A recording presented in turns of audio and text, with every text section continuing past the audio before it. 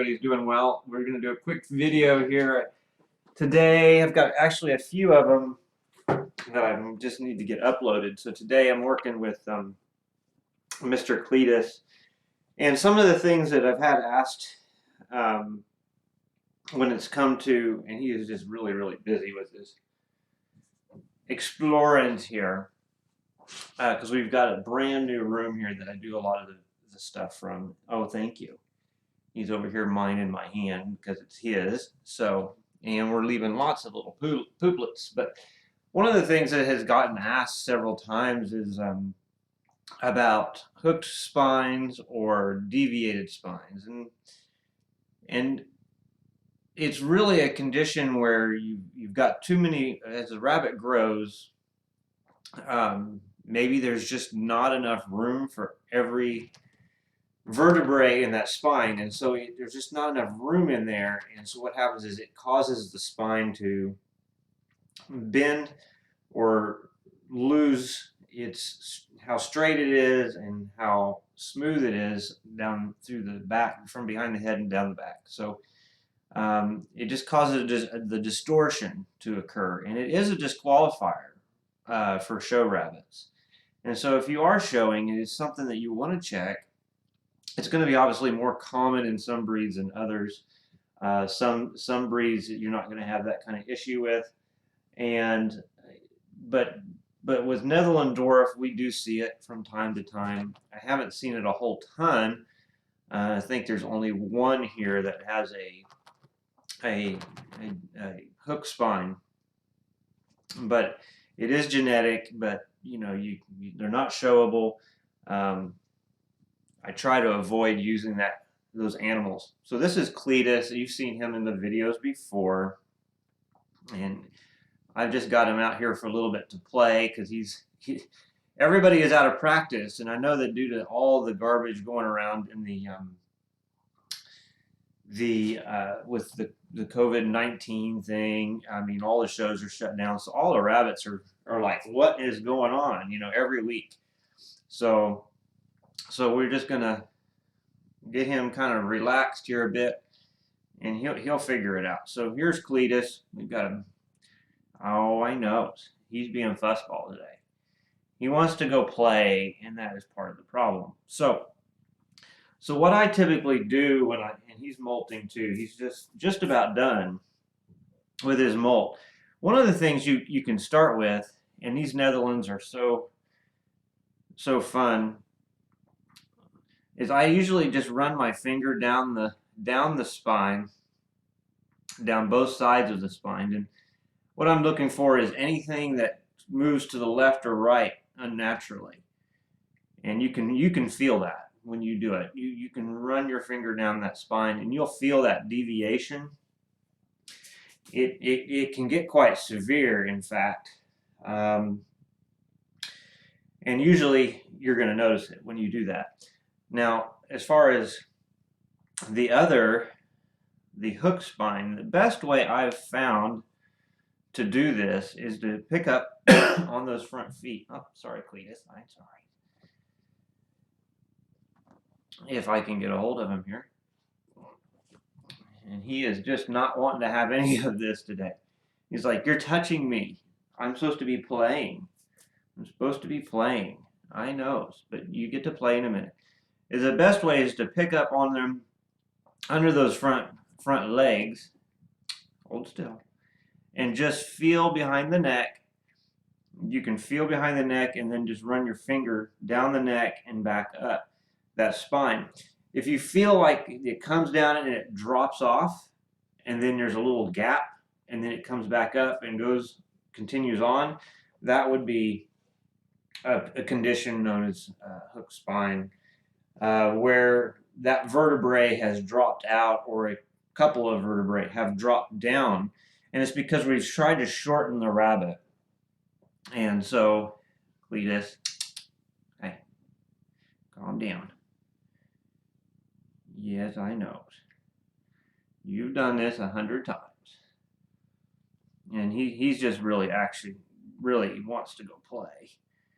And that's one thing that's, challenging when you're trying to pose these guys is getting them just to relax for a minute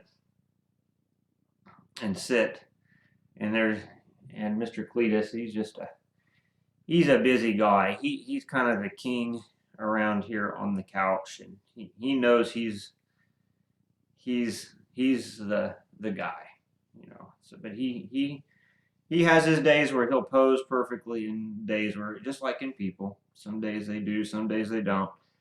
But hook spine is one thing you definitely want to check your rabbits in, and try to ensure that they don't have any of these sorts of conditions. It's the same as like a malocclusion. It's same as mismatched colored nails. These are all things that you should be looking for in your rabbits to ensure that they are that they do not have anything that would disqualify them from showing. And it's just something that you need to do. And this is a great time, and there's no shows really that are going on, and you can spend some time working with these animals to ensure that you're looking for any minor details where you can learn. So it's just really important that you get the time to do these things, because it's really important. I always still, I check all these rabbits literally 3 times a week for any kind of conditions or anything like that.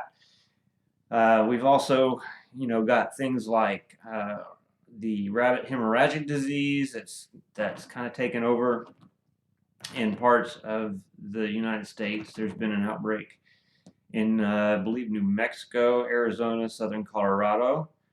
And so it's affecting wild rabbits as well. It's the second version of RHD. So you need to make sure that if you have a rabbit, you're keeping it indoors, keeping it in a place where it's not going to be in contact with wildlife, or whether it be birds and mice and that sort of thing. Keep your rabbits indoors, and keeping them, making sure you're doing all the same things you would for the COVID-19 with the biosecurity stuff. So washing your hands between rabbits, and making sure that the animals are just plenty healthy and that there's no issues going on. Making sure you keep your rabbit trees really clean, keeping the fly numbers down, things like that are going to be really, really important in helping to slow the spread of RHD, and hopefully that will end soon. It's not affecting us here, or any place nearby, so we're in pretty good shape. But still, it's something that we want everyone to be mindful of. It is deadly in rabbits, and it's something that nobody wants to have to deal with. And so the only way we can do that here, with there being no vaccine in the States for it, and the vaccine really isn't that, it's quite expensive. It's a 2-dose vaccine, so you have to do the vaccine twice. You being camera shy today, and it is quite pricey. And so trying to think about, how you want to run your rabbitries or have your pets, keep them all indoors, keep them, in very, very clean conditions and away from other critters, and you'll probably come out okay in most cases. But it's still something that you're going to have to be aware of as we go forward, and hopefully get back to shows sometime in the next few months, we hope.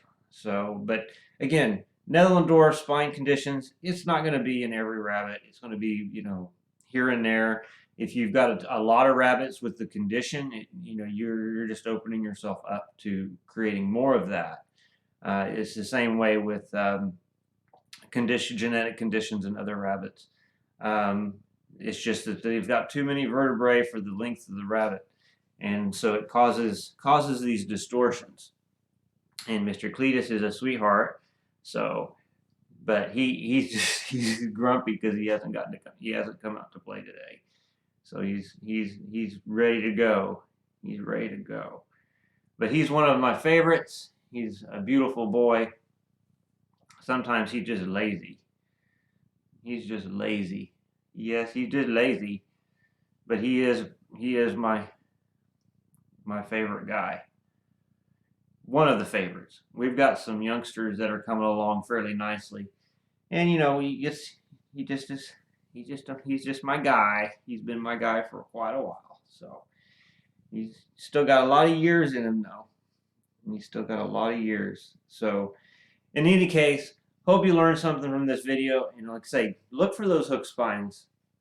Look for those things that, you know, feeling the rabbit that you're not going to be able to visually look. And anytime you're buying a rabbit too, I mean, it's just smart. You know, a lot of people buy a rabbit. They'll buy a rabbit. They'll get it home. It's a pretty rabbit. It looks good, and then you get it on the show table and you find the hook spine. And so it's just important whenever you're buying a rabbit, especially if you're a seasoned breeder or you're a seasoned person with regards to show, that when you are purchasing a rabbit, put your hands on the rabbit, feel that flesh, make sure it's full and it's, you know, that there's no flab, a lot of flab there. Check for these conditions such as the hook spine, and checking the ears and making that sort of thing. And as we got into ears, I mean, we actually had the first condition of that, an oral hematoma, if I can pronounce that right. It's kind of a weird pronunciation. Oral hematoma. We had a case of that this year, and it is correctable. And then it happened in a Netherland Dwarf, of all things. It was a very simple procedure, and she recovered 100%. You can't even tell. Can't even tell. And that was in a very young rabbit. So it's hard to say. But she, you know, Mom is a very avid groomer is what we're thinking, and she was just shaking her head a lot because Mama wants to groom her ears and groom her so much. So just really bizarre when you get some of these cases. But Mr. Cletus, he's my guy, and he's quite the show off sometimes. So, but today he is like, I want to go over here. I don't want to be in front of the camera. Yeah, I know. He's a good guy.